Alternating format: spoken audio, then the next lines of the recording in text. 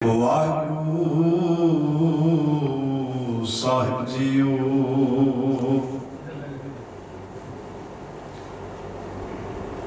ਬੜਿਓ ਚਿਰਾਗ ਅੰਧਿਆਰ ਮੈਂ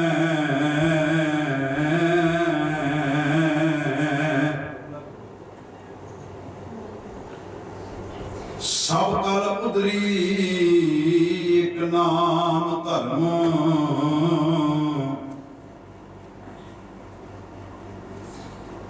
ਪ੍ਰਗਟ ਸਗਲ ਹਰ ਭਵਨ ਮੈਂ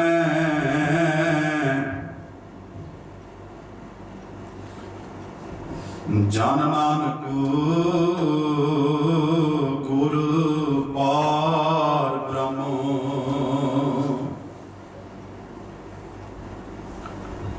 ਪ੍ਰਗਟ ਸਗਲ ਹਰ ਭਵਨ ਮੈਂ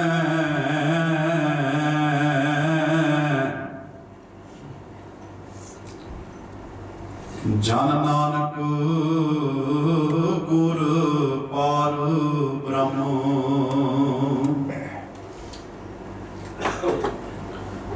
ਵਾਹਿਗੁਰੂ ਸਾਹਿਬ ਜੀ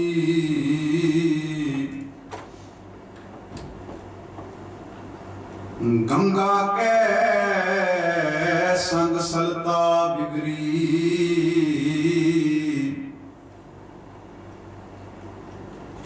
ਸੋ ਸਲਤਾ ਗੰਗਾ ਹੋਏ ਨਿਬਰੀ।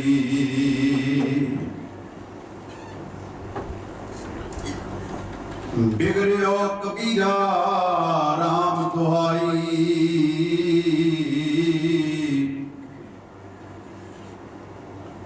ਸਾਚ ਪਇਓ ਅਨ ਕਤੈ ਨਾ ਜਾਈ।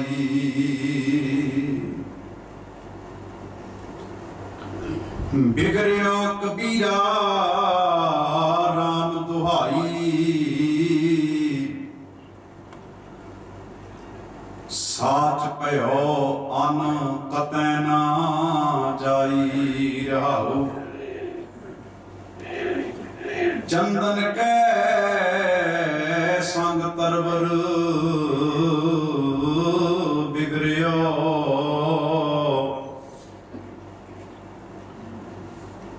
ਸੋ ਤਰਵਰ ਚੰਦਨ ਹੋਏ ਨਿਵਰਿਓ।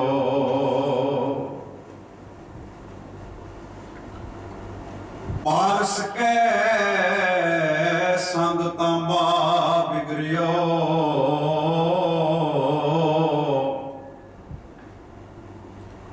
ਸੋ ਤਾਂਬਾ ਕੰਚਨ ਹੋਏ ਨਿਵਰਿਓ। ਸੰਤਨ ਸੰਗ ਕਬੀਰਾ ਬਿਗੜਿਓ ਸੋ ਕਬੀਰ ਰਾਮੈ ਹੋਏ ਨਿਵਰਿਓ। ਸੰਤਨ ਸੰਗ ਕਬੀਰਾ ਬਿਗੜਿਓ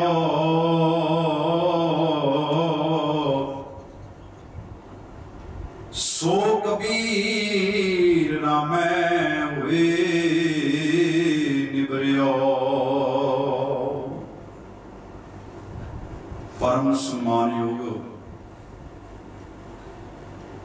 ਜੁਗ ਜੁਗ ਅਟਲ ਛਤਰ ਚਬਰ ਤਖਤ ਦੇ ਮਾਲਕ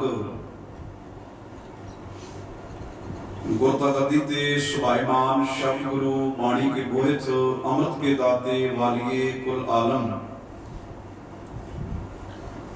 ਗੁਰੂ ਗ੍ਰੰਥ ਸਾਹਿਬ ਸੱਚੇ ਪਾਤਸ਼ਾਹ ਜੀ ਦੀ ਪਾਵਨ ਹਜ਼ੂਰੀ ਵਿੱਚ ਸਜੇ ਹੋਏ ਇਹਨਾਂ ਵਿਸ਼ੇਸ਼ ਦੀਵਾਨਾਂ ਦੀਆਂ ਹਾਜ਼ਰੀਆਂ ਭਰ ਰਹੇ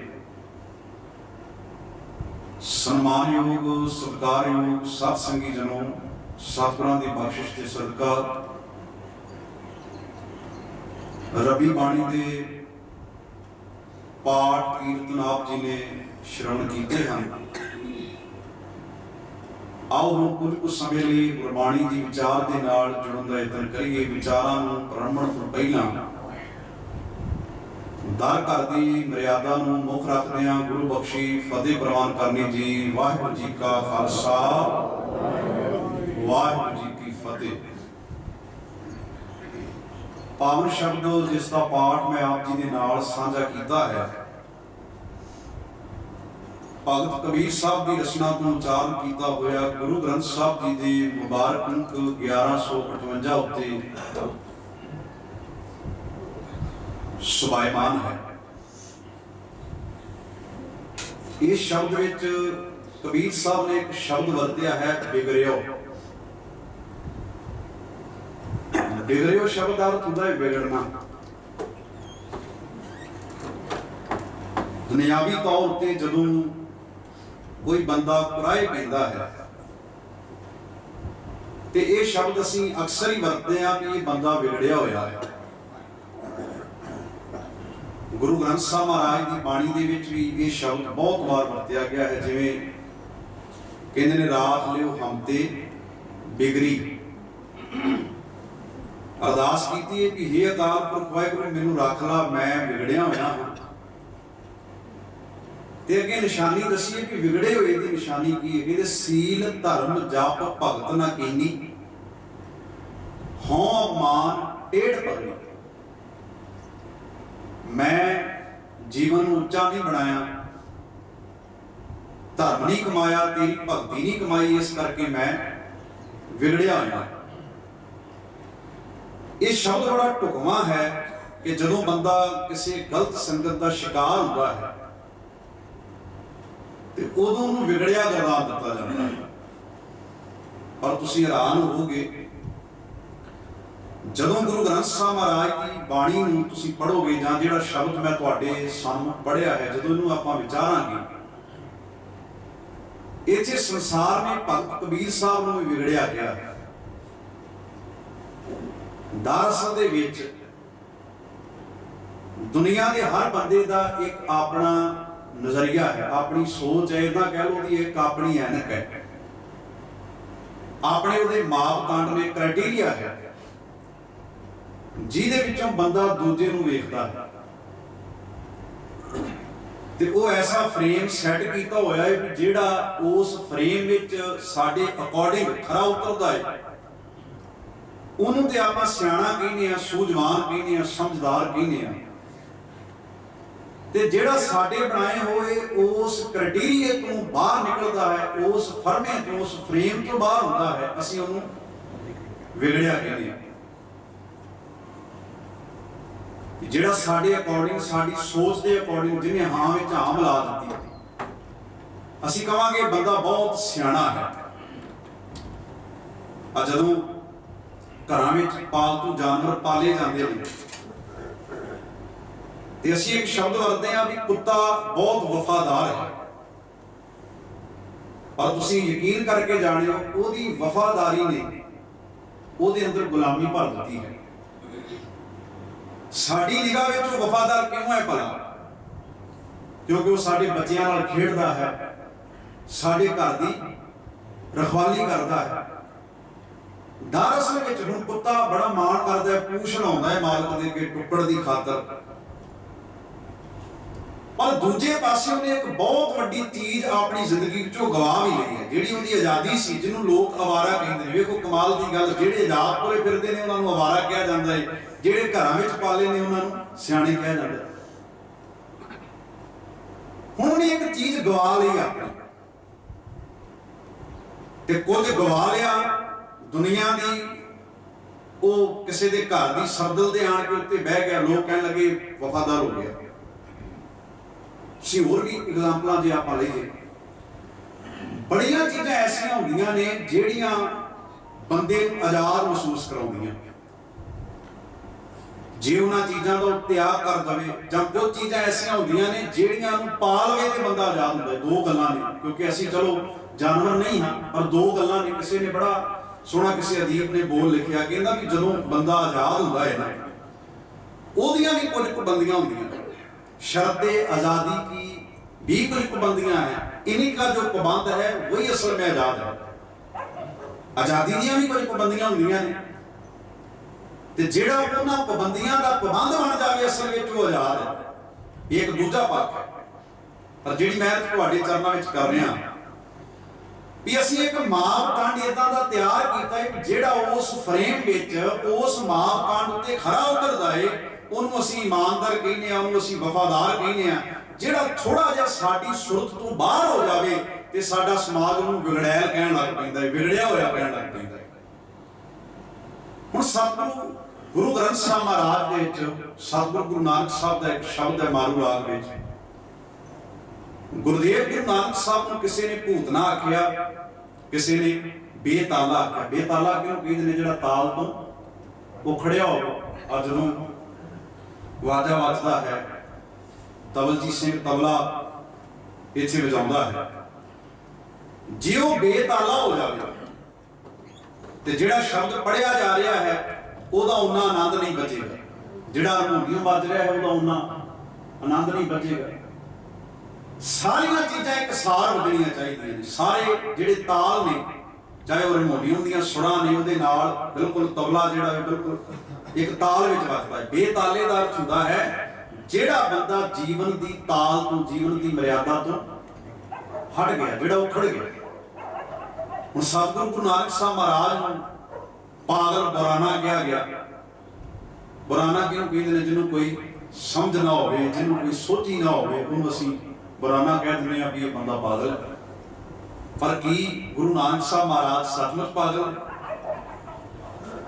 ਕਿੰਨਾ ਲੋਕਾਂ ਦੀ ਨਿਗਾਹ ਵਿੱਚ ਉਹ ਪਾਗਲ ਨੇ। ਹੁਣ ਜਿਹੜੇ ਮੂਰਤੀਆਂ ਨੂੰ ਪੂਜ ਰਹੇ ਨੇ, ਜਿਹੜੇ ਮੰਦਿਰਾਂ ਦੇ ਵਿੱਚ ਆਰਤੀ ਕਰ ਰਹੇ ਨੇ, ਜਿਹੜੇ ਥਾਲੀਆਂ ਘੁਮਾ ਰਹੇ ਨੇ, ਉਹਨਾਂ ਦੇ ਵਿੱਚ ਜਾ ਕੇ ਜਦੋਂ ਗੁਰੂ ਨਾਨਕ ਸਾਹਿਬ ਮਹਾਰਾਜ ਆਪਣੀ ਵਿਚਾਰ ਰੱਖਦੇ ਨੇ ਤੇ ਉਹਨਾਂ ਦੀ ਨਿਗਾਹ ਦੇ ਵਿੱਚ ਉਹ ਪਾਗਲ। ਜਦੋਂ ਹਰਿਦੁਆਰ ਦੀ ਧਰਤੀ ਤੇ ਜਾ ਕੇ ਦੂਜੇ ਬੰਨੇ ਪਾਣੀ ਸੁੱਟਦੇ ਨੇ ਤੇ ਜਿਹੜੇ ਸਦੀਆਂ ਤੋਂ ਸੂਰਜ ਨੂੰ ਦੇ ਰਹੇ ਸੀ ਉਹਨਾਂ ਦੀ ਨਿਗਾਹ ਵਿੱਚ ਉਹ ਪਾਗਲ ਨੇ, ਉਹ ਬੁਰਾਨੇ ਨੇ, ਉਹ ਵਿਗੜੇ ਹੋਏ। ਇਸੇ ਕਰਕੇ ਆਖਣਾ ਕੋਈ ਆਖੇ ਭੂਤਨਾ ਕੋ ਕਹੇ ਬੇਤਾਲਾ, ਕੋਈ ਆਖੇ ਆਦਮੀ ਨਾਨਕ ਵਿਚਾਰਾ। ਮਹਾਰਾਜ ਸਤਿਗੁਰੂ ਕਹਿੰਦੇ ਨੇ ਭਇਆ ਦੀਵਾਨਾ ਸ਼ਾਹ ਕਾ ਨਾਨਕ ਬੁਰਾਨਾ। ਨਾਨਕ ਬੁਰਾਨਾ ਕਹਿੰਦੇ, ਮਹਾਰਾਜ ਕਹਿੰਦੇ ਮੈਂ ਮੰਨ ਲਿਆ ਵੀ ਮੈਂ ਬੁਰਾ, ਮੈਂ ਪਾਗਲ। ਦੀਵਾਨਾ ਕਿਉਂ ਕਹਿੰਦੇ ਨੇ? ਦੀਵਾਨਾ ਕਹਿੰਦੇ ਨੇ ਪਾਗਲ ਨੂੰ। ਪਰ ਮੈਂ ਕਿਹਦਾ ਪਾਗਲ ਆ? ਮੈਂ ਕਿਹਦੇ ਉੱਤੇ ਪਾਗਲ ਆ? ਸਵਾਲ ਇਹ ਹੈ ਕਿ ਮੈਂ ਵਿਗੜਿਆ ਤੇ ਹੋਇਆ ਹੈ, ਇਹਦੇ ਵਿੱਚ ਕੋਈ ਸ਼ੱਕ ਨਹੀਂ। ਪਰ ਵਿਗੜਨ ਦੇ ਵਿੱਚ ਵੀ ਫਰਕ ਹੁੰਦਾ ਹੈ। ਲੋਕ ਵਿਗੜਦੇ ਨੇ, ਕੋਈ ਕ੍ਰੋਧ ਵਿੱਚ ਵਿਗੜਦਾ ਹੈ, ਕੋਈ ਹੰਕਾਰ ਵਿੱਚ ਵਿਗੜ ਜਾਂਦਾ ਹੈ। ਬੜੇ ਤਰੀਕੇ ਨੇ ਵਿਗੜਨ ਦੇ। ਗੁਰੂ ਨਾਨਕ ਸਾਹਿਬ ਮਹਾਰਾਜ ਕਹਿੰਦੇ ਨੇ ਮੈਂ ਵੀ ਵਿਗੜਿਆ ਹੋਇਆ, ਪਰ ਵਿਗੜ ਵਿੱਚ ਵੀ ਫਰਕ ਹੈ। ਤੁਸੀਂ ਵੇਖੋ ਜਦੋਂ ਦੁੱਧ ਵਿਗੜਦਾ ਤੇ ਪਨੀਰ ਬਣਦਾ। ਦੁੱਧ ਵਿਗੜਦਾ ਹੈ, ਪਨੀਰ ਬਣਦਾ। ਦੁੱਧ ਵਿਗੜੇਗਾ ਉਹਦੇ ਵਿੱਚੋਂ ਮੱਖਣ ਨਿਕਲੇਗਾ, ਮੱਖਣ ਵਿਗੜੇਗਾ ਤੇ ਉਹਦੇ ਵਿੱਚੋਂ ਘਿਓ ਨਿਕਲੇਗਾ। ਤੇ ਘਿਓ ਉਹ ਹੈ ਜਿਹੜਾ ਬੰਦੇ ਨੂੰ ਤਾਕਤਵਰ ਬਣਾਉਂਦਾ। ਵਿਗਾੜ ਮਾੜਾ ਨਹੀਂ ਹੈ, ਪਰ ਵਿਗਾੜ ਸਾਰਥਕ ਹੋਵੇ। ਆ ਕਿੰਨੇ ਜਿਹੜੀਆਂ ਲੈਬਾਂ ਦੇ ਵਿੱਚ ਕਿੰਨੇ ਤਜਰਬੇ ਹੁੰਦੇ ਨੇ, ਸਾਇੰਸਦਾਨ ਤਜਰਬੇ ਕਰਦੇ ਨੇ, ਉਹ ਦੋ ਚੀਜ਼ਾਂ ਨੂੰ ਰਲਾ ਕੇ ਵਿਗਾੜਦੇ ਨੇ ਤੇ ਤੀਜੀ ਚੀਜ਼ ਪੈਦਾ ਹੋ ਜਾਂਦੀ ਹੈ। ਵਿਗਾੜ ਮਾੜਾ ਨਹੀਂ ਹੈ।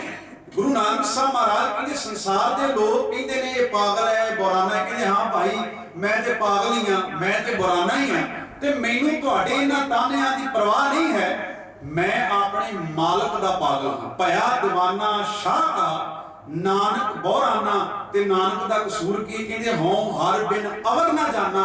ਮੈਂ ਰੱਬ ਤੋਂ ਬਿਨਾਂ ਹੋਰ ਕਿਸੇ ਨੂੰ ਜਾਣਦਾ ਹੀ ਨਹੀਂ, ਇਹ ਤਾਂ ਕਰਕੇ ਮੈਨੂੰ ਪਾਗਲ ਕਹਿੰਦੇ ਨੇ, ਤਾਂ ਕਰਕੇ ਬੁਰਾਨਾ ਕਹਿੰਦੇ ਨੇ। ਮੁਸ਼ਕਲ ਇਹ ਹੈ। ਹੁਣ ਜਿਹਨੇ ਕਈਆਂ ਚੀਜ਼ਾਂ ਨੂੰ ਜਾਣਨਾ, ਜਿਹਨੇ ਤੁਸੀਂ ਅੱਜ ਦੇ ਸਮੇਂ ਵਿੱਚ ਇਹ ਗੱਲ ਕਰੀਏ, ਜਿਹੜਾ ਬੰਦਾ ਧਾਗਿਆਂ ਨੂੰ ਨਹੀਂ ਜਾਣਦਾ, ਜਿਹੜਾ ਦੇਵੀ ਦੇਵਤਿਆਂ ਨੂੰ ਨਹੀਂ ਜਾਣਦਾ, ਜਿਹੜਾ ਇੱਕ ਖਸਮ ਨੂੰ ਛੱਡ ਕੇ ਕਈਆਂ ਨੂੰ ਜਾਣਦਾ, ਉਹਦੀ ਨਿਗਾਹ ਵਿੱਚ ਜਿਹੜਾ ਕੇਵਲ ਇੱਕ ਨਿਰੰਕਾਰ ਤੇ ਭਰੋਸਾ ਰੱਖਦਾ ਉਹ ਪਾਗਲ ਹੀ ਹੈ ਨਾ। ਹਾਲਾਂਕਿ ਪਾਗਲ ਉਹ ਨਹੀਂ ਜਿਹੜਾ ਇੱਕ ਨਿਰੰਕਾਰ ਤੇ ਭਰੋਸਾ ਰੱਖਦਾ ਹੈ, ਪਾਗਲ ਤੇ ਉਹ ਹੈ ਜਿਹੜਾ ਇੱਕ ਦੇ ਉੱਤੇ ਭਰੋਸਾ ਨਹੀਂ ਰੱਖਦਾ। ਪਰ ਸਮੱਸਿਆ ਹੈ ਕਈ ਐਸੇ ਹੁੰਦੇ ਨੇ ਜਿਹੜੇ ਵੈਸੇ ਪਾਗਲ ਬਣ ਜਾਂਦੇ ਨੇ। ਉਹ ਕਿਵੇਂ ਹੁੰਦੇ ਨੇ? ਉਹ ਹੁੰਦੇ ਨੇ ਕਿ ਜਿਹੜੇ ਇਸ ਜ਼ਮਾਨੇ ਦੀ ਵਿਰੋਧਤਾ ਨੂੰ ਝੱਲ ਨਹੀਂ ਨਾ ਸਕਦੇ। ਹੁਣ ਕਈ ਵਾਰ ਤੁਸੀਂ ਵੇਖੋ, ਆਪੋ ਆਪਣੇ ਅੰਦਰ ਆਪਾਂ ਝਾਤੀ ਮਾਰਨੀ। ਕਿੰਨੀ ਵਾਰ ਸਾਡੀ ਜ਼ਿੰਦਗੀ ਵਿੱਚ ਇਹੋ ਜਿਹੇ ਮੌਕੇ ਆਉਂਦੇ ਨੇ ਜਿੱਥੇ ਅਸੀਂ ਆਪ ਪਾਗਲ ਬਣ ਜਾਂਦੇ ਹਾਂ। ਮਤਲਬ ਸਾਨੂੰ ਪਤਾ ਸਭ ਕੁਝ ਹੁੰਦਾ ਹੈ, ਸਮਝ ਬੰਦੇ ਨੂੰ ਸਾਰੀ ਹੁੰਦੀ ਹੈ, ਪਰ ਬੰਦਾ ਕਹਿੰਦਾ ਵੀ ਨਹੀਂ ਦੁਨੀਆ ਇਦਾਂ ਚੱਲਦੀ ਹੈ ਤੇ ਆਪਾਂ ਵੀ ਇਦਾਂ ਹੀ ਚੱਲੀ ਜਾਈਏ। ਜਦੋਂ ਗੱਲਬਾਤ ਚੱਲਦੀ ਹੈ ਕਈ ਵਾਰ ਆਪਣੇ ਆਪ ਆਪੇ ਨੂੰ ਸਵਾਲ ਬੰਦਾ ਕਹਿੰਦਾ ਭਾਈ ਸਾਹਿਬ ਜੀ ਦੁਨੀਆ ਇਦਾਂ ਦੀ ਹੋ ਗਈ ਇਸ ਕਰਕੇ ਆਪਾਂ ਵੀ ਇਦਾਂ ਦੇ, ਇਹਦਾ ਮਤਲਬ ਸਮਝ ਹੈ ਪਰ ਪਾਗਲ ਬਣਾ ਲਿਆ ਦੁਨੀਆ ਵਾਂਗੂ ਆਪਣੇ ਆਪ ਨੂੰ। ਜਾ ਕੇ ਉਹਦੇ ਵਿੱਚ ਰਲ ਗਏ, ਜਾ ਕੇ ਉਸੇ ਭੀੜ ਵਿੱਚ ਬੰਦਾ ਖਲੋ ਜਾਂਦਾ। ਇੱਕ ਬੜੀ ਪਿਆਰੀ ਇਤਿਹਾਸ ਦੇ ਵਿੱਚ ਗੱਲ ਆਉਂਦੀ ਹੈ ਕਿ ਜਦੋਂ ਫੁੱਲ ਮਾਰ ਰਹੇ ਸੀ, ਪੱਥਰ ਮਾਰ ਰਹੇ ਸੀ ਮਨਸੂਰ ਨੂੰ, ਉਹਦਾ ਇੱਕ ਯਾਰ ਸੀ, ਉਹਨੂੰ ਸਜ਼ਾ ਇਹ ਮਿਲੀ ਮਨਸੂਰ ਨੂੰ ਕਿ ਇਹਨੂੰ ਚੌਂਕ ਦੇ ਵਿੱਚ ਖਿਲਾਰ ਕੇ ਇਹਨੂੰ ਪੱਥਰ ਮਾਰੇ ਜਾਣ। ਮਨਸੂਰ ਨੂੰ ਪੱਥਰ ਮਾਰੇ ਗਏ, ਲਹੂ ਲੁਹਾਨ ਕਰ ਦਿੱਤਾ ਗਿਆ। ਉਹਦਾ ਇੱਕ ਦੋਸਤ ਸੀ ਜਿਹਨੂੰ ਸ਼ਿਵਲੀ ਕਿਹਾ ਜਾਂਦਾ, ਸ਼ਿਵਲੀ। ਉਹਦੇ ਮਨ ਵਿੱਚ ਥੋੜਾ ਜਿਹਾ ਦਰਦ ਜਾਗ ਗਿਆ, ਕਹਿੰਦਾ ਮੈਂ ਪੱਥਰ ਨਹੀਂ ਮਾਰ ਸਕਦਾ, ਪਰ ਲੋਕਾਂ ਦੇ ਵਿੱਚ ਉਲਝ ਗਿਆ ਉਹਨੇ ਫੁੱਲ ਮਾਰ ਦਿੱਤਾ। ਜਦੋਂ ਉਹਦਾ ਫੁੱਲ ਵੱਜਾ ਨਾ ਮਨਸੂਰ ਧਾਹਾਂ ਮਾਰ ਕੇ ਰੋਣ ਲੱਗ ਪਿਆ। ਉਹ ਬੜਾ ਹੈਰਾਨ ਪਰੇਸ਼ਾਨ ਹੋਇਆ, ਕਹਿਣ ਲੱਗਾ ਲੋਕਾਂ ਨੇ ਪੱਥਰ ਮਾਰੇ, ਤੂੰ ਲਹੂ ਲੁਹਾਨ ਹੋ ਗਿਆ, ਮੈਂ ਤੈਨੂੰ ਫੁੱਲ ਮਾਰਿਆ, ਮੇਰੇ ਵਾਲੀ ਤੂੰ ਰੋਣ ਲੱਗ ਪਿਆ, ਫੁੱਲ ਦਾ ਦਰਦ ਥੋੜਾ ਹੁੰਦਾ। ਤੇ ਮਨਸੂਰ ਦਾ ਜਵਾਬ ਇਹ ਸੀ, ਲੋਕ ਪੱਥਰ ਮਾਰਨ ਨੂੰ ਬੇਸਮਝ ਹੈ, ਉਹਨਾਂ ਨੂੰ ਪਤਾ ਨਹੀਂ, ਤੈਨੂੰ ਤੇ ਪਤਾ ਹੈ ਨਾ, ਇਸ ਕਰਕੇ ਬੇਸਮਝਾਂ ਦੇ ਮਾਰੇ ਹੋਏ ਪੱਥਰ ਮੈਨੂੰ ਚੁੱਭਦੇ ਨਹੀਂ, ਪਰ ਤੂੰ ਮੇਰੇ ਨਾਲ ਰਿਹਾ, ਤੂੰ ਸਮਝਦਾਰ ਸੀ, ਤੇਰਾ ਮਾਰਿਆ ਹੋਇਆ ਫੁੱਲ ਵੀ ਮੈਨੂੰ ਪੱਥਰਾਂ ਨਾਲੋਂ ਭੈੜਾ ਲੱਗਾ। ਹੁਣ ਸ਼ਿਵਲੀ ਰਲ ਗਿਆ ਉਹਨਾਂ ਦੇ ਵਿੱਚ, ਬਾਕੀਆਂ ਦੇ ਵਿੱਚ ਰਲ ਗਿਆ। ਫਰਕ ਇੰਨਾ ਹੈ, ਇੱਕ ਨੇ ਥੋੜੀ ਜ਼ੋਰ ਦੀ ਮਾਰ ਦਿੱਤੀ, ਇੱਕ ਨੇ ਥੋੜੀ ਹੌਲੀ ਮਾਰ ਦਿੱਤੀ। ਪਰ ਰਾਹ ਗੁਰੂ ਨਾਨਕ ਦਾ ਇਦਾਂ ਦਾ ਇਹ ਚੁਣਨਾ ਪੈਂਦਾ, ਇੱਥੇ ਮਨਸੂਰ ਦੇ ਨਾਲ ਖਲੋਣਾ ਪੈਂਦਾ, ਇੱਥੇ ਮਨਸੂਰ ਦੀ ਬਾਹ ਦੇ ਨਾਲ ਬਾਹ ਜੋੜਨੀ ਪੈਂਦੀ ਹੈ। ਇਹ ਰਾਹ ਇਹ ਨਹੀਂ ਹੈ ਕਿ ਕੋਈ ਪੱਥਰ ਮਾਰਦਾ ਤੁਸੀਂ ਫੁੱਲ ਮਾਰ ਕੇ ਛੁੱਟ ਜਾਓ, ਐਸਾ ਨਹੀਂ ਹੈ। ਜਦੋਂ ਇੰਡੀਅਨ ਪੀਨਲ ਕੋਡ ਨੂੰ ਆਪਾਂ ਪੜ੍ਹਦੇ ਹਾਂ IPC, ਉਹਦੇ ਵਿੱਚ ਦੋ ਗੱਲਾਂ ਨੇ। ਇੱਕ ਤੇ ਇਹ ਵੀ ਜਿਹਨੇ ਕਤਲ ਕੀਤਾ ਉਹ ਜ਼ਿੰਮੇਵਾਰ ਹੈ, ਦੂਜਾ ਉਹ ਹੈ ਜਿਹਨੇ ਉਹਨੂੰ ਉਕਸਾਇਆ, ਉਹਨੇ ਆਪਣੇ ਹੱਥੀਂ ਨਹੀਂ ਮਾਰਿਆ, ਪਰ ਸਜ਼ਾ ਉਹਦੇ ਲਈ ਵੀ ਹੈ ਜਿਹਨੇ ਉਹਨੂੰ ਉਕਸਾਇਆ। ਅਦਾਲਤ ਵਿੱਚ ਜਦੋਂ ਬੰਦਾ ਖਲੋਤਾ ਹੈ, ਕੋਰਟ ਵਿੱਚ ਜਾ ਕੇ ਖਲੋਤਾ ਹੈ, ਕੋਰਟ ਇਹ ਨਹੀਂ ਵੇਖੇਗੀ ਵੀ ਇਹਨੇ ਮਾਰਿਆ। ਕਈ ਵਾਰ ਜਿਹਨੇ ਮਾਰਿਆ ਹੁੰਦਾ ਹੈ ਉਹਨੂੰ ਸਜ਼ਾ ਘੱਟ ਹੁੰਦੀ, ਜਿਹਨੇ ਉਕਸਾਇਆ ਹੁੰਦਾ ਉਹਨੂੰ। ਹੁਣ ਉਕਸਾਏ ਵਾਲਾ ਕਿ ਮੈਂ ਇਹਨੂੰ ਮਾਰਿਆ ਨਹੀਂ, ਮੈਂ ਕਿਹੜਾ ਇਹਦਾ ਕਤਲ ਕੀਤਾ ਹੈ, ਨਹੀਂ, ਜ਼ਿੰਮੇਵਾਰ ਤੂੰ ਹੀ ਬਰਾਬਰ ਹੈ। ਸਤਿਗੁਰੂ ਮਹਾਰਾਜ ਗੁਰਦੇਵ ਗੁਰੂ ਨਾਨਕ ਸਾਹਿਬ ਕਹਿੰਦੇ ਨੇ, ਮੈਂ ਰੱਬ ਦਾ ਦੀਵਾਨਾ ਹਾਂ, ਮੈਂ ਹਾਂ ਤੇ ਪਾਗਲ, ਪਰ ਮੈਂ ਇਸ ਕਰਕੇ ਪਾਗਲ ਹਾਂ, ਪਿਆ ਦੀਵਾਨਾ ਸ਼ਾਹ ਦਾ ਨਾਨਕ ਬੌਰਾਨਾ, ਕਿਉਂ ਕਿਉਂਕਿ ਹੋਂ ਹਰ ਬਿਨ ਅਵਰ ਨਾ ਜਾਨਾ, ਮੈਂ ਰੱਬ ਤੋਂ ਬਿਨਾਂ ਹੋਰ ਕਿਸੇ ਨੂੰ ਜਾਣਦਾ ਹੀ ਨਹੀਂ, ਤਾਂ ਕਰਕੇ ਪਾਗਲ। ਹੁਣ ਕਬੀਰ ਸਾਹਿਬ ਨੇ ਅੱਜ ਦੇ ਇਸ ਪਾਵਨ ਸ਼ਬਦ ਦੀ ਰਿਹਾਓ ਵਾਲੀ ਪੰਕਤੀ ਵਿੱਚ ਬੜਾ ਸੁੰਦਰ ਖਿਆਲ ਦਿੱਤਾ। ਉਹ ਕਹਿਣਗੇ, ਬਿਗੜਿਓ ਕਬੀਰਾ ਰਾਮ ਦੁਹਾਈ। ਕਹਿੰਦੇ ਕਬੀਰ ਵੀ ਵਿਗੜਿਆ ਹੋਇਆ, ਕਿਉਂਕਿ ਇਹ ਕੇਵਲ ਇੱਕ ਰੱਬ ਦੀ ਦੋਹੀ ਪਿੱਟਦਾ, ਇੱਕ ਰੱਬ ਦੀ ਦੁਹਾਈ ਦਿੰਦਾ, ਇਸ ਕਰਕੇ ਇਹਨੂੰ ਕੀ ਕਿਹਾ ਜਾਂਦਾ, ਵਿਗੜਿਆ ਹੋਇਆ। ਵੇਖੋ ਕਬੀਰ ਸਾਹਿਬ ਨੇ ਅੱਜ ਸਾਬਤ ਕਰਨਾ ਵੀ ਵਿਗੜਨਾ ਚੰਗੀ ਗੱਲ ਨਹੀਂ, ਵਿਗੜ ਜਾਓ, ਵਿਗੜ ਜਾਣਾ ਚਾਹੀਦਾ ਹੈ। ਜੇ ਬੰਦਾ ਘਿਓ ਤੱਕ ਪਹੁੰਚ ਜਾਵੇ, ਘਿਓ ਤੱਕ ਪਹੁੰਚਣਾ ਵੀ ਸੌਖਾ ਨਹੀਂ, ਉਹਨੂੰ ਬਾਲੇ ਝੱਲਣੇ ਪੈਂਦੇ ਨੇ, ਉਹਨੂੰ ਤਪਣਾ ਪੈਂਦਾ ਹੈ, ਫਿਰ ਹੀ ਜਾ ਕੇ ਬੰਦਾ ਪਹੁੰਚਦਾ ਹੈ ਨਾ। ਸੋਨਾ ਤੁਹਾਡੇ ਗਲ ਦਾ ਹਾਰ ਸ਼ਿੰਗਾਰ ਕਿਵੇਂ ਬਣਦਾ ਹੈ, ਪਹਿਲਾਂ ਉਹਨੂੰ ਕੁਠਾਰੀ ਦੇ ਵਿੱਚ ਤਪ ਝੱਲਣਾ ਪੈਂਦਾ, ਤਾਂ ਜਾ ਕੇ ਉਹ ਕੰਚਨ ਬਣਦਾ, ਤਾਂ ਉਹਦੇ ਅੰਦਰ ਦੀ ਖੋਟ ਨਿਕਲਦੀ। ਸਾਡੇ ਇਤਿਹਾਸ ਦੇ ਵਿੱਚ ਇੱਕ ਬੜੀ ਸਵਾਦਲੀ ਗੱਲ ਲਿਖੀ, ਅੱਜ ਸਾਡੀ ਸਮੱਸਿਆ ਇਹ ਬਣ ਗਈ। ਬਾਬਾ ਪ੍ਰੇਮ ਸਿੰਘ ਹੋਤੀ ਮਰਦਾਨ ਨੇ ਇੱਕ ਬੜੀ ਪਿਆਰੀ ਗੱਲ ਲਿਖੀ, ਮੈਂ ਜਦੋਂ ਪੜ੍ਹਦਾ ਬਹੁਤ ਭਾਵੁਕ ਹੋ ਜਾਂਦਾ ਉਹਨੂੰ ਕਈ ਵਾਰ। ਉਹ ਕਹਿੰਦੇ ਨੇ ਕਿ ਸਿੱਖ 18ਵੀਂ ਸਦੀ ਦਾ ਵੇਲਾ ਜੰਗਲਾਂ ਦੇ ਵਿੱਚ ਬੈਠੇ ਨੇ, ਉਹਨਾਂ ਦੇ ਘਰ-ਬਾਰ ਨਹੀਂ ਹੈਗੇ, ਤੇ ਉਹ ਇਕੱਠਾ ਲੰਗਰ ਪ੍ਰਸ਼ਾਦਾ ਇੱਕੋ ਜਗ੍ਹਾ ਹੀ ਪੱਕਦਾ। ਤੇ ਇਹਦਾ ਤੇ ਹੈ ਨਹੀਂ ਕਿ ਸਾਰੇ ਭੈਣ ਭਰਾ ਹੀ ਨੇ ਆਪਸ ਵਿੱਚ, ਨਹੀਂ, ਉਹਨਾਂ ਦਾ ਰਿਸ਼ਤਾ ਕਿਹੜਾ, ਗੁਰੂ ਵੀ ਉਹਨਾਂ ਦਾ ਇੱਕ ਪਿਤਾ ਹੈ ਤੇ ਗੁਰੂ ਦੇ ਅੱਗੇ ਸਾਰੇ ਪੁੱਤਰ ਨੇ, ਕੋਈ ਬਲੱਡ ਰਿਲੇਸ਼ਨ ਉਹਨਾਂ ਦਾ ਆਪਸ ਵਿੱਚ ਨਹੀਂ ਹੈਗਾ, ਪਰ ਸਾਰੇ ਜੰਗਲ ਦੇ ਵਿੱਚ ਬੈਠੇ ਨੇ।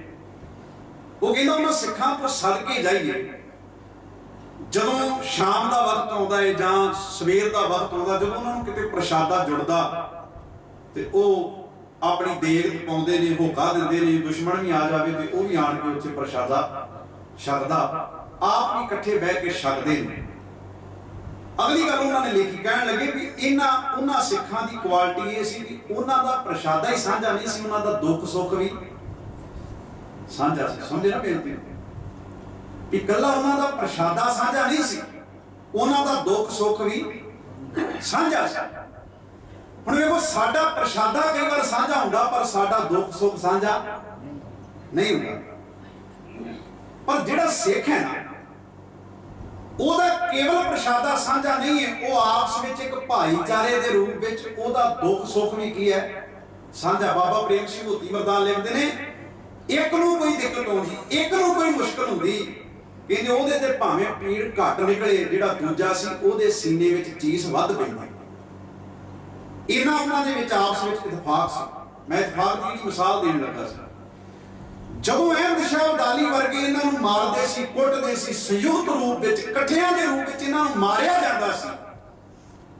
ਇੱਕ ਦਿਨ ਵਿੱਚ ਪਤਾ ਨਹੀਂ ਕਿੰਨੇ ਕੁ ਸਿੱਖ ਜਿਹੜੇ ਸੀ ਉਹ ਕਤਲ ਕਰ ਦਿੱਤੇ ਜਾਂਦੇ ਸੀ। ਘੱਲੂਘਾਰਿਆਂ ਵਿੱਚ ਐਸਾ ਵਾਪਰਿਆ 1746 ਦੇ ਵਿੱਚ, 1762 ਦੇ ਵਿੱਚ ਜਿਹੜਾ ਘੱਲੂਘਾਰਾ ਵਾਪਰਿਆ, ਘੱਲੂਘਾਰਿਆਂ ਵਿੱਚ ਐਸਾ ਵਰਤਾਰਾ ਵਾਪਰਿਆ ਜਦੋਂ ਬਹੁਤ ਵੱਡੀ ਤਾਦਾਦ ਵਿੱਚ ਸਿੱਖਾਂ ਨੂੰ ਕਤਲ ਕਰ ਦਿੱਤਾ ਗਿਆ। ਇੱਕ ਸਿੱਖ ਇੱਕ ਦਿਨ ਵਿੱਚ 10,000 ਸਿੱਖ ਕਤਲ ਹੋਇਆ, ਇੱਕ ਦਿਨ ਵਿੱਚ 30 ਤੋਂ 40,000 ਸਿੱਖ ਕਤਲ ਕੀਤਾ ਗਿਆ, ਜਿਹਦੇ ਵਿੱਚ ਬੱਚੇ ਬਜ਼ੁਰਗ ਸਾਰੇ ਮੌਜੂਦ ਸੀ, ਬੀਬੀਆਂ ਮੌਜੂਦ ਸੀ।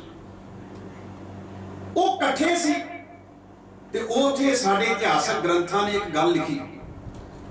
ਉਹ ਕਹਿੰਦੇ ਜਦੋਂ ਇਹਨਾਂ ਦਾ ਕਤਲ ਹੋ ਜਾਂਦਾ, ਜਦੋਂ ਇਹ ਮਾਰੇ ਜਾਂਦੇ, ਇਹ ਬੋਲ ਪੜ੍ਹਦੇ ਹੁੰਦੇ ਸੀ, ਕਹਿੰਦੇ ਸੀ, ਤਤ ਖਾਲਸਾ ਰਿਓ ਗਇਓ ਸੋ ਖੋਟ ਗਵਾਈ।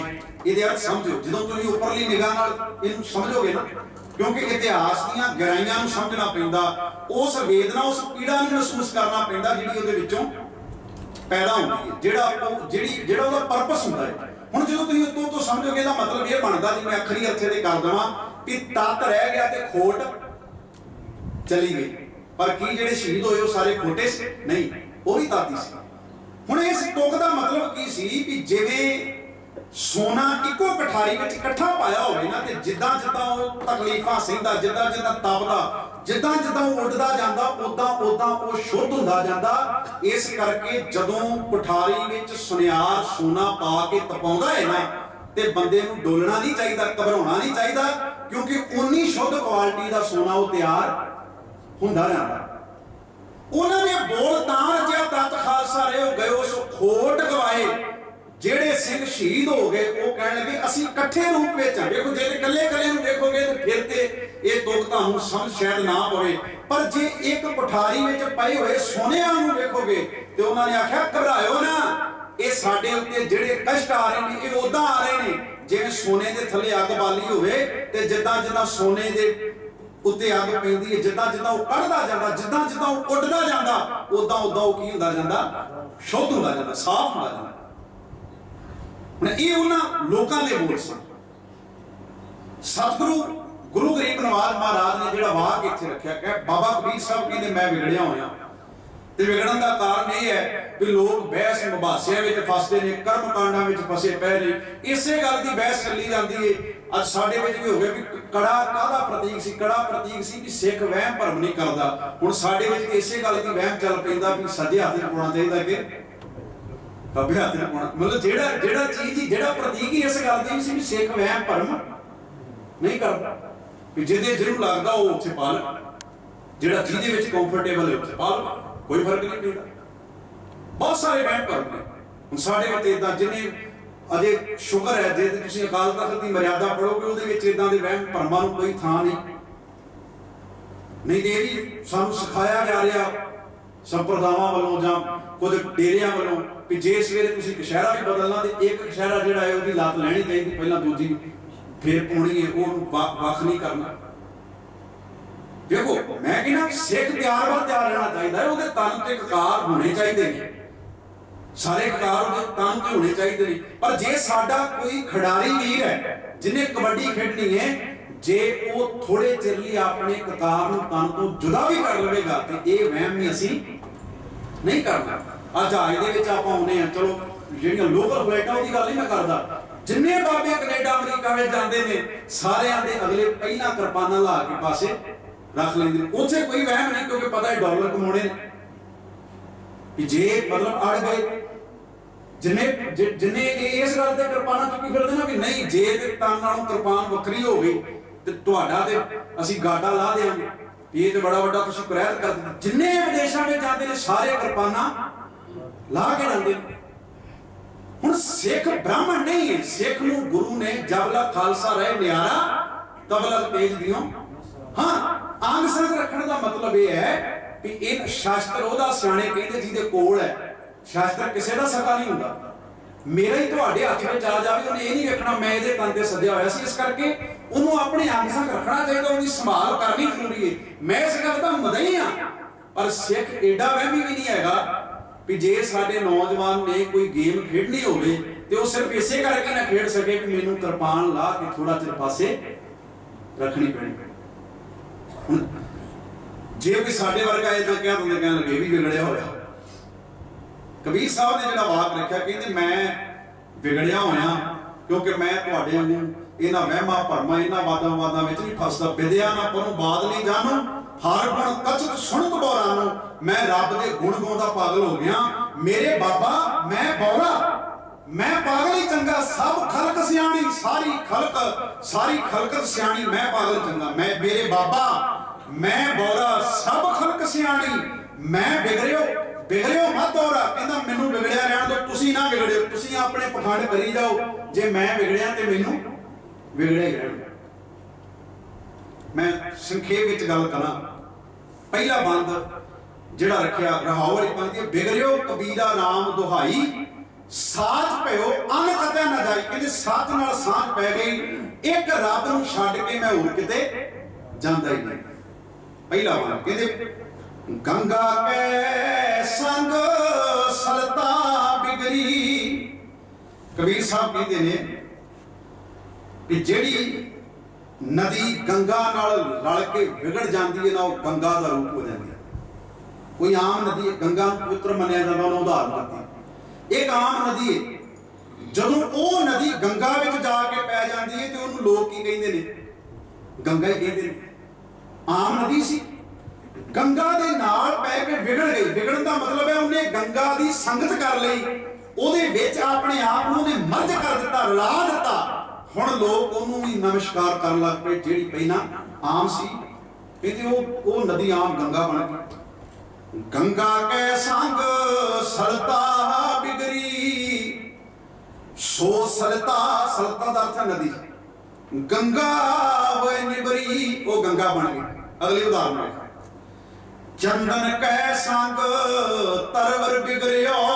चंदन की संगत करके आम रुख बिगड़ गया।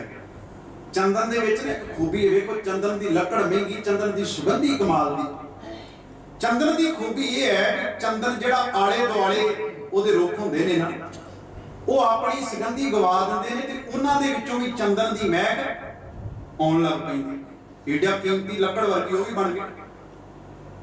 ते सतगुर ने कहा चंदन कै संग तरवर बिगड़ियो। चंदन दे संग करके एक आम तरवर बिगड़ गया। अच्छा, एक है जिहड़ा चंदन दा संग करके बिगड़दा नहीं, ओहनूं कहंदे ने बांस। कबीर बांस वडाई बूढ़िया, इउं मत डूबो कोय। चंदन कै निकटै बसै, बांस सुगंध ना होए। हुण इत्थे चंदन कौन है? गुरु ग्रंथ साहब। कई मेरे वर्गे वांस ने, ते वांस विच कदी सुगंधी नहीं आउंदी। पता क्यों? अंदरों खाली है। कईयां कहंदे वांस विचों सुगंधी नहीं आउंदी, भावें वो चंदन दीआं जड़ां दे नाल उग पवे, होर रुखां विचों आ जांदे। बाकी रुख बिगड़ गए। कबीर साहब कहंदे मैं भी बिगड़ गया। चंदन कै संग तरवर बिगड़ियो, सो तरवर चंदना होए निबरियो। पारस कै संग तांबा बिगड़ियो। पारस की संगत करके तांबा बिगड़ गया। पारस वो पत्थर है कहते जिहदे नाल जिहड़ी चीज छू जावे सोना बन जाती है। कहते एक आम जिहा तांबा, उन्हें पारस की संगत की, वो बिगड़ के की बन गया? सोना बन गया। बिगड़ना माड़ी गल कित्थे है? पर बिगड़ियो गुरु ग्रंथ साहब दे नाल। विगाड़नी नहीं, आप बिगड़ना। बिगड़न दा भाव है संगत करनी है। ते गुरु की खूबी ये है, पारस दे नाल तांबा विगड़दा ते वो सोना बनदा। ਤੇ ਗੁਰੂ ਦੇ ਨਾਲ ਜਿਹੜਾ ਵਿਗੜ ਜਾਵੇ ਨਾ, ਜਿਹੜਾ ਗੁਰੂ ਦੀ ਸੰਗਤ ਕਰ ਲਵੇ, ਉਹ ਪਾਰਸ ਬਣ ਜਾਂਦਾ, ਅੱਗੇ ਹੋਰਾਂ ਨੂੰ ਸੋਨਾ ਬਣਾਉਣ ਦੀ ਸਮਰੱਥਾ ਰੱਖਦਾ। ਪਾਰਸ ਕੈ ਸੰਗ ਤਾਂਬਾ ਬਿਗੜਿਓ, ਸੋ ਤਾਂਬਾ ਕੰਚਨ ਹੋਏ ਨਿਬਰਿਓ। ਕਹਿੰਦੇ ਉਹ ਤਾਂਬਾ ਕੀ ਬਣ ਗਿਆ? ਕੰਚਨ ਬਣ ਗਿਆ, ਸੋਨਾ ਬਣ ਗਿਆ। ਅਖੀਰਲੀ ਪੰਕਤੀ ਵਿੱਚ ਕਹਿੰਦੇ ਨੇ ਸੰਤਨ ਸੰਗ ਕਬੀਰਾ ਬਿਗੜਿਓ। ਕਹਿੰਦੇ ਮੈਂ ਵੀ ਸੱਚ ਦੀ ਸੰਗਤ ਕਰਕੇ ਸਤ ਸੰਗੀਆਂ ਦੇ ਨਾਲ ਰਲ ਕੇ ਕਬੀਰ ਵੀ ਵਿਗੜਿਆ ਹੋਇਆ, ਮੈਂ ਵੀ ਵਿਗੜਿਆ ਹਾਂ। ਪਰ ਇਸ ਵਿਗੜਨ ਦਾ ਫਾਇਦਾ ਪਤਾ ਕੀ ਹੈ? ਸੋ ਕਬੀਰ ਰਾਮੈ ਹੋਏ ਨਿਬਰਿਓ। ਉਹ ਕਬੀਰ ਰੱਬ ਬਣ ਗਿਆ, ਰਾਮ ਬਣ ਗਿਆ, ਰਾਮ ਦਾ ਰੂਪ ਹੋ ਗਿਆ। ਕਬੀਰ ਤੂੰ ਤੂੰ ਕਰਤਾ ਤੂੰ ਹੁਆ, मुझ में रहा न हूं जब आपा पर का मिट गया जात देखो तात तू। कबीरा तू ही कबीर, तेरो ना हूं कबीर। सतगुरु महाराज कहते हैं संतन संग कबीरा बिगड़ियो, सो कबीर रामे होए निबड़ियो। वो कबीर राम का रूप बन गया। नानक लीन भयो गोबिंद सिंह ज्यों पानी संग पानी। सतगुरु कृपा करे असीं भी बिगड़ गए, पर विगड़े हुए की निशानी यो ही होंदी है। नदी वही विगड़ी मनी जाऊगी जेड़ी गंगा का रूप बन जाऊगी। तांबा वही विगड़िया होया मनिया जाएगा जेड़ा पारस नाल छू के सोना हो जाऊगा। ते संगत भी वो मनी जाती है जेड़ी गुरु नाल जुड़ के गुरु का रूप हो जाए। हर जन ऐसा चाहिए जैसा हर ही हो। सतगुरु कृपा करे। ये सी पावन बाणी की विचारा करके एक नहीं अनेकों प्रकार दी भुलां गलतियां दी खिमा। सारियां दा धन्नवाद। फतेह प्रवान गज के आखो वाहिगुरू जी का खालसा वाहिगुरू जी की फतेह।